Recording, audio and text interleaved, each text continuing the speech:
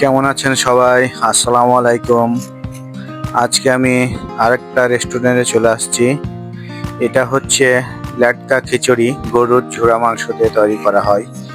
আমি এর আগে কখনো এখানে আসিনি। এটা হচ্ছে গরুর ঝুরা মাংস কুচি কুচি করার পরে, রান্নার পরে কুচি কুচি করার পরে এই খিচুড়ির মধ্যে দেওয়া হয়। শুনেছি আমি, কেমন লাগে এখন পর্যন্ত জানি না। দেখি, আমি একটা অর্ডার করছি, এটা খাওয়ার পরে বুঝতে পারবো কেমন লাগছে।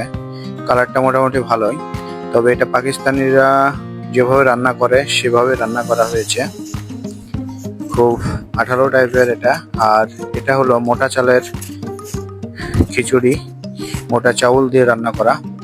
এটা হচ্ছে মেনু। এখানে পেঁয়াজ লেবু দেওয়া আছে, খিচুড়ির সঙ্গে এগুলো দিয়ে থাকে তারা। তো খিচুড়িটা কেমন হবে আমি আগে কখনো খাইনি, দেখা যাক কেমন লাগে আজকে খাইতে। অনেক শুনেছি খুব ভালো খিচুড়ি। এখানে মেনু, ওদের আইটেম দুইটা।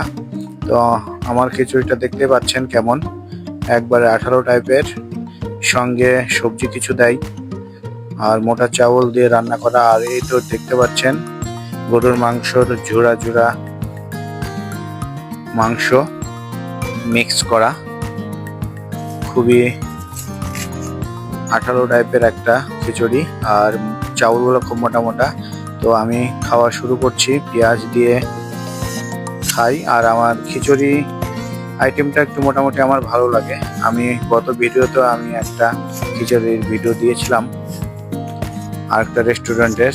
আমার খাবার শেষ, মোটামুটি ভালো লাগছে। তবে যে পরিমাণ এদের প্রশংসা শুনছি অন্যদের কাছে, এই পরিমাণ আমার ভালো লাগেনি।